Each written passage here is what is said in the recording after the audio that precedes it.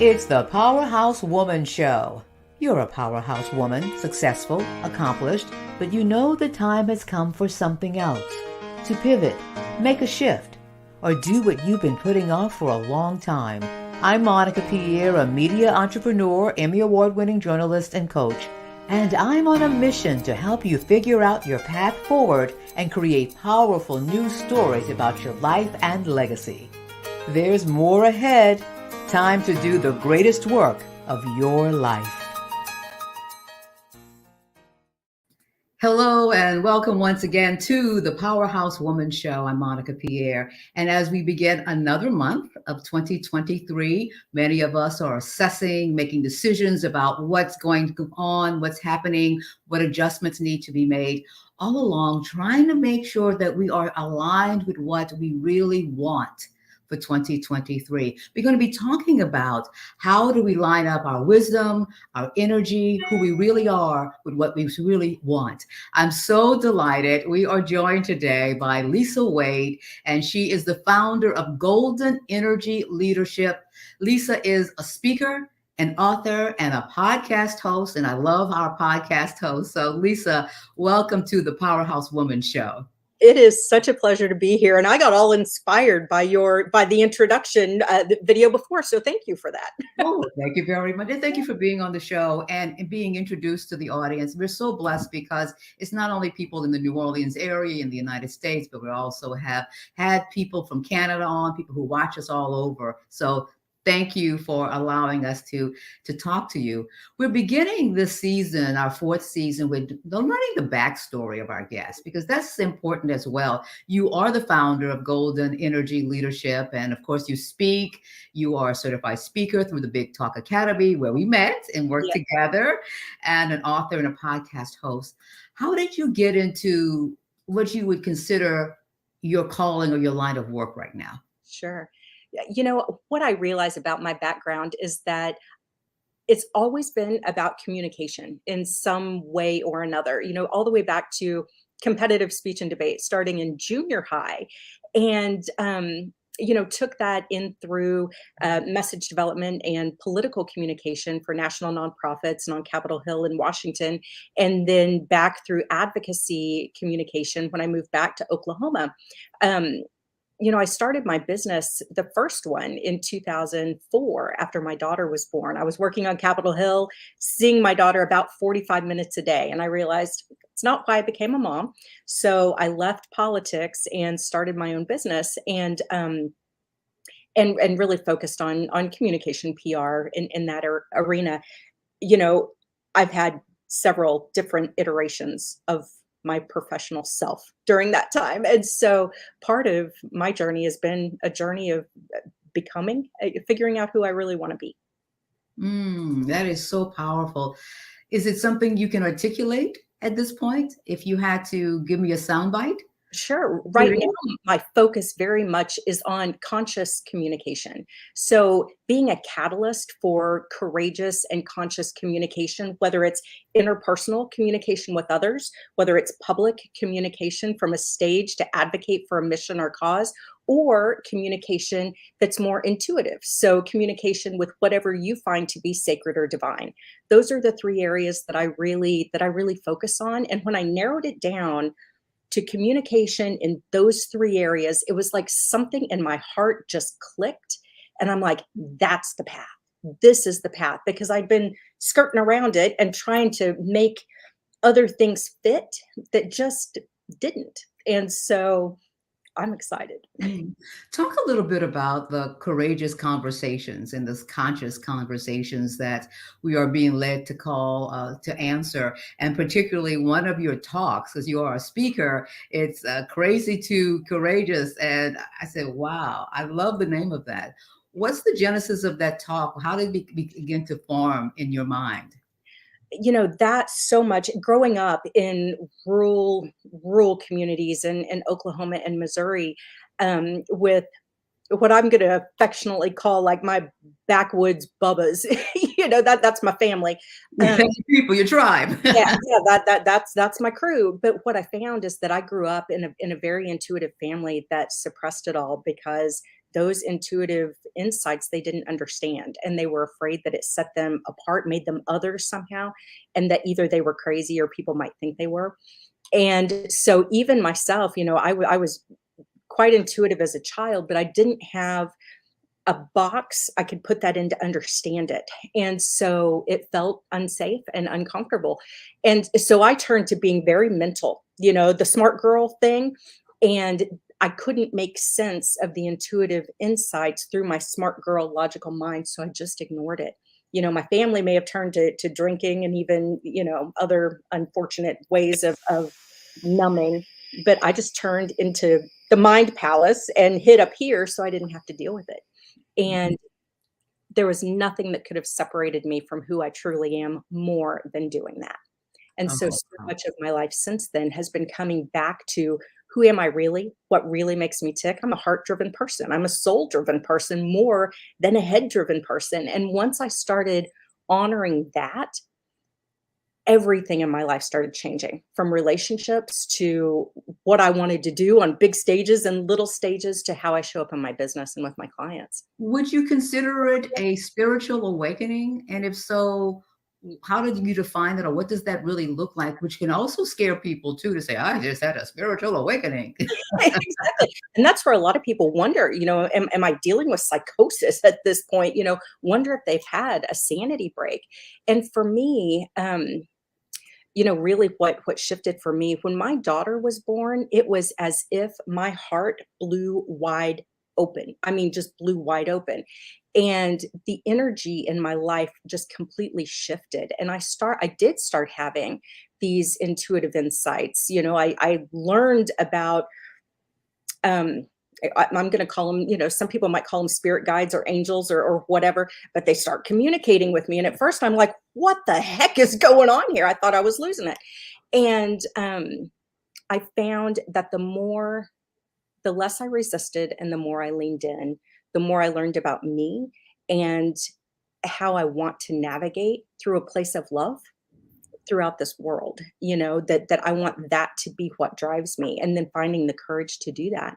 But honestly, it was like when my daughter was born, my heart blew wide open and I was able to receive all this other that I'd been shutting out by closing down my heart for the longest time. Mm. Well, we are live every Thursday at 11 a.m. Central, and we are joined also by Danielle. She says she loves this topic. And thank Yay. you Hi, so much Danielle. for that. Hi, Danielle.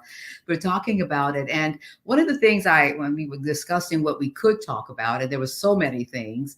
You are the founder of Golden Energy Leadership. When I asked you the question, what would be your focus, or what is the focus for 2023? What are you really leaning into and allowing as you are being?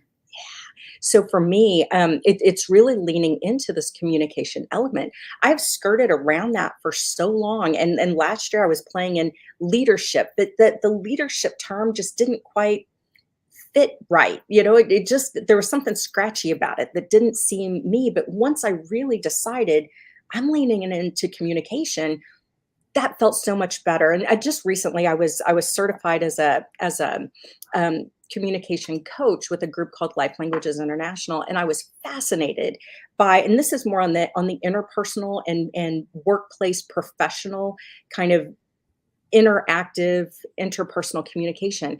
But that particular tool was so incredibly powerful, both at like describing who we are as communicators, but then also like diagnosing and being able to prescribe solutions when communication goes off the rails. It just was such a powerful tool that I'm so glad to have that now in my toolbox too, to help with couples and what goes on in the workplace, in addition to working with nonprofit executives who are wanting to take their message to more stages or places to have a bigger impact, but then also people who are interested in learning more about the intuitive communication with infinite intelligence that they might not be able to see or hear with their physical eyes, or that inner knowing, that small still voice inside, that if we listen real close, that we can have that two-way conversation with too. I was struck by when you said, particularly when we skirt around and we say, I'm this and I work with this and these people, and it's close, but it's not it. And when you figure out this is it and you're willing to explore what that can look like, is there a declaration, or do you just say, I'm just going to start doing it, and those that get it will be attracted to me, and I'm not going to send out a press release and say, this is what I'm doing right now, in a way? I mean, you will, but not really have to explain it too much, but just be it. Yeah, there's the being of it. There's also, I have been working for a good year on rebranding and redeveloping my business. You know, I shifted out of my old business into and created this new business last year when I moved to Texas, and just haven't had that passionate heck yes, this is it yet, until just this past, I mean, literally the past 2 weeks, it all kind of clicked in my head. This is the way that I want to move forward. And so now it's back to, okay, I'm blowing up everything that I've done on the website, everything that Mhm. I've done social media oriented. And that feels actually really good. You know, someone once gave me they didn't realize it was a compliment at the time, but they said, I'm impressed by the way that you can continually recreate and redefine yourself. And I don't know that they meant it as a compliment, Ah, but I okay. took it as one. And I think that's part of what this life has to offer. You know, I joined a business group recently, and I found that intentionally I was introducing myself in different ways when I would meet different people, like a little different elevator speech each time. And I was doing it on purpose to see what felt right to me. And when I hit on, you know, courageous and conscious communication coach and consultant, you know, that idea of wrapping it around communication that's courageous and conscious, man, that made my soul sing. That felt like the right fit. And so I'm excited to be, you know, to live even more into that in this year. Oh, that is powerful. And again, so you're still under golden energy leadership, but it's really a good fit for you and good fit for the people that you are connecting with and Yeah, serving. absolutely. Absolutely. Absolutely. Talk a little bit, if you would, about should, because particularly when we are achieving, you have been in all of these wonderful arenas and spaces, and I mean, to work in DC is not bad, to work for nonprofits and take that message there and work for politicians. How do you deal with should, particularly when you are successful in one area and you're closing the door, or you're expanding or doing something a little bit different? You know what I found through all of that? I had checked all the right boxes that I thought society expected to live a good life. You know, okay, valedictorian of my master's degree program, check. You know, job on Capitol Hill with a good title, check. You know, marriage, check. Child, check. Just all the things. And I realized I was miserable, like just not happy at all. And then I felt guilty because why the hell should I not be happy when I've checked all the boxes that society says should make me happy? What's wrong with me? And what I realized is that for me, they weren't necessarily the right boxes. My Right. daughter, absolutely. But the other boxes were thinker I thought my way into instead of feeling my way into. And I'm the type of person I need to feel my way into things for them to be the right fit for me. And I had shut off all of those feeling, you know, it wasn't safe to feel. And so I shut all that down. And as a result, I was not making choices that were in alignment with who I am at a soul level, you know, who I am at my inner core. And so once I decided society doesn't get to have an opinion on what makes me happy. Wow. The only opinion that gets to count is mine. And mama, I love you. And I may do life differently than you think I should. But I know my mama, if it makes me happy, she's going to be supportive and encouraging of it, even if it doesn't fit a mold that she may understand or that my brother might or anybody else that I care about. And so once I gave myself permission to actually be me, the game changed. Mm, mm. And I've never been happier. Never That been. is so powerful. If you could give our audience, particularly powerhouse women, a piece of advice or something to consider or reflect upon as they go forward, particularly in alignment with who they really are, so they could be and not just do the shoulds, what would that be? Mm. You are inherently worthy. So quit questioning it. You are inherently worthy. your story and your contribution in this life and to others matters, because you can make it in a way that nobody else can. And this world needs that. And the more we lean into that, the more that we can make this world a better place. Oh, yes. I say yes, a resounding yes. How can people learn more or work with you or listen to your podcast? What's the best way? Sure, sure. Probably the best way to find all my information is at my website, and that's goldenenergyleadership.com. The podcast is called Dirt Road Divinity, and it's kind of, it takes the scenic route of the soul. The idea that we all walk this path with whatever we value that's, bigger than, or, more than, or inside of us or outside of us, whatever, in different ways. And it's all okay.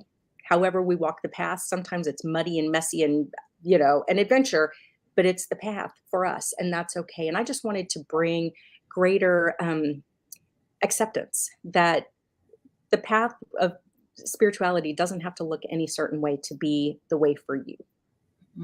Powerful. Thank you so much for being with us, Lisa. This has been eye-opening, soul-opening, wisdom, everything we need right now. So thank you for being on the show. Thank you for having me. I appreciate it greatly. And thank you for joining us today. I know you've heard something that's going to free you in some way that you've been waiting for, maybe to hear something phrased a certain way. So you're like, yeah, that's exactly where I am right now. That's exactly what I'm moving toward and what I want. Thank you for joining us, and join us again next week for the Powerhouse Woman Show.